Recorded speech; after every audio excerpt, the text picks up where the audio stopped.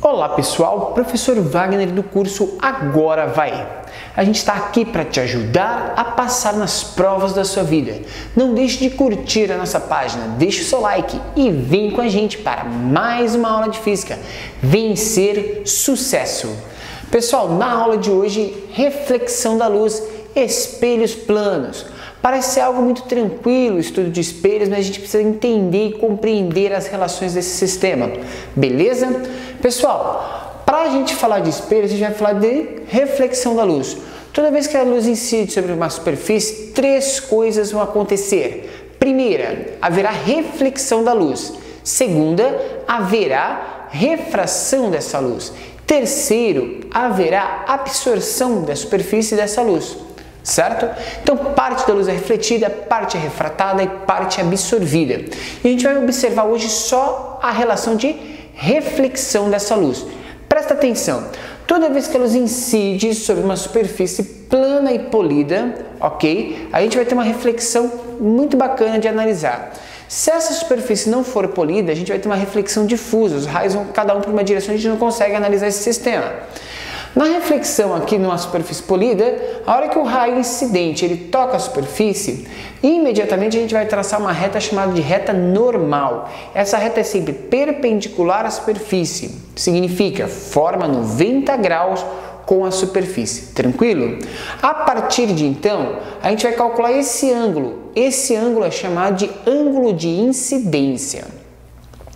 A gente vai fazer do outro lado o raio refletido, de modo que o raio refletido tem exatamente o mesmo ângulo que tem o raio incidente em relação ao normal. Toma muito cuidado, porque o vestibular ele gosta de colocar pra gente o ângulo aqui, ó, ou aqui, que é em relação à superfície do espelho, mas não é neste ângulo que a gente está observando. A gente vai observar sempre em relação a normal, que é essa reta perpendicular. A partir daí a gente pode pegar as duas leis que são chamadas leis da reflexão. A primeira lei da reflexão diz que o raio incidente, anormal e o raio refletido pertencem ao mesmo plano, ok? E a segunda lei diz que o ângulo de incidência é igual ao ângulo de reflexão. Isso em relação a normal, beleza? Próximo passo, refletor de campo. Pessoal, o refletor de campo, ele funciona da seguinte forma, dá uma olhada. A gente tem um canto aqui com dois espelhos, espelho 2 e espelho 1. O raio está incidindo sobre a superfície do primeiro espelho, certo? Vamos ver qual que é o ângulo de reflexão do segundo espelho, desse raio? Bom, a gente traça aqui a normal, beleza? Lembra que a normal forma sempre um ângulo perpendicular com o espelho, ou seja, 90 graus. Então o ângulo aqui, ó, é um ângulo de 30 graus, que é o que falta para os 90. Esse cara vai refletir e vai tocar a superfície do outro espelho, formando aqui também um ângulo de 30 graus, certo? Pela relação de ângulos internos, a gente vai perceber que esse ângulo é igual a esse, ou seja, aqui também vale 30 graus. Ou a gente poderia ter analisado que aqui também valeria 60. E a soma dos ângulos internos de um triângulo é 90 graus, certo? A partir daqui, eu posso traçar a minha segunda reta normal, que agora em relação à superfície do segundo espelho, e verificar qual que é o ângulo de reflexão. Você percebeu que o ângulo que a gente tem aqui é 30? O espelho em relação ao normal forma 90? Então o ângulo aqui é de 60 graus, certo? Logo, o ângulo desse lado também é um ângulo de 60 graus. Resposta, ângulo de reflexão 60 graus em relação ao espelho 2, beleza? Então é uma característica muito interessante essa relação de refletores de canto, são exercícios que acabam caindo, que é só análise de ângulos em triângulos, beleza? Tem outro sistema aqui, eu apaguei um pouco, né, com a mão aqui, mas é formação de imagens. Como que se dá essa formação de imagem em um espelho? Bom, a gente precisa analisar o seguinte, presta atenção comigo. Na formação de imagem, eu vou ter um objeto a uma certa distância do espelho, ok? A partir disso, eu posso fazer o estudo de onde que vai se formar essa imagem. Bom, como que a gente faz? A gente pode, para formar a imagem em qualquer tipo de espelho, a gente precisa de dois raios.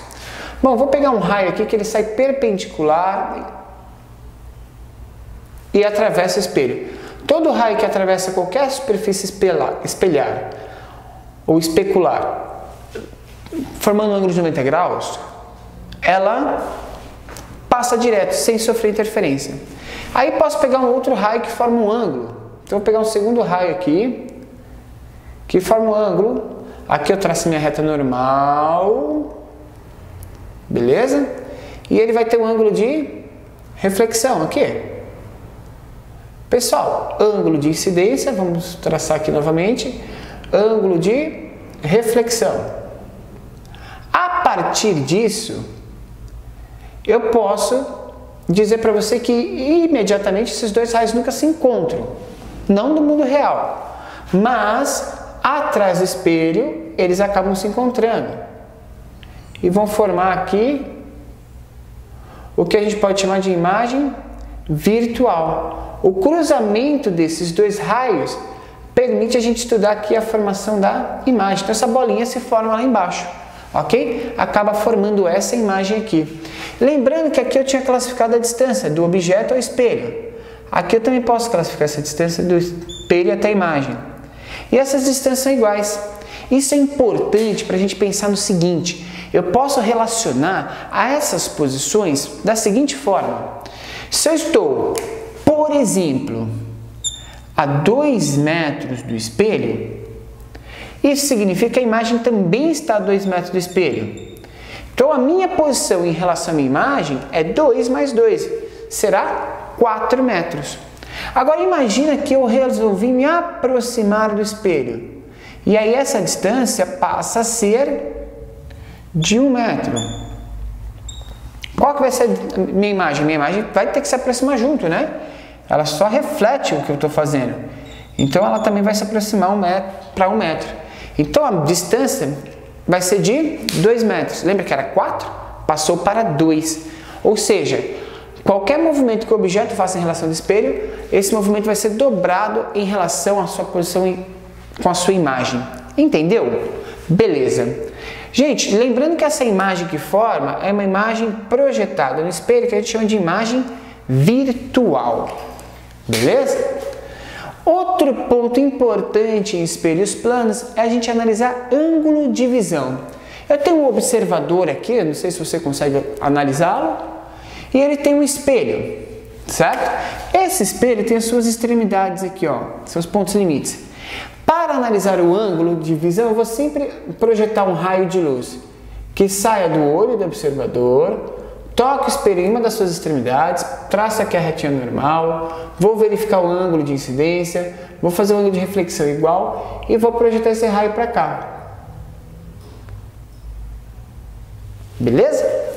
Faço isso em relação à segunda extremidade, segundo ponto extremo do espelho. E verifico aonde refletiu aqui, mesma coisa, faz o normal, vê os ângulos, tudo certinho. Pessoal, vai formar aqui uma região entre os dois raios refletidos.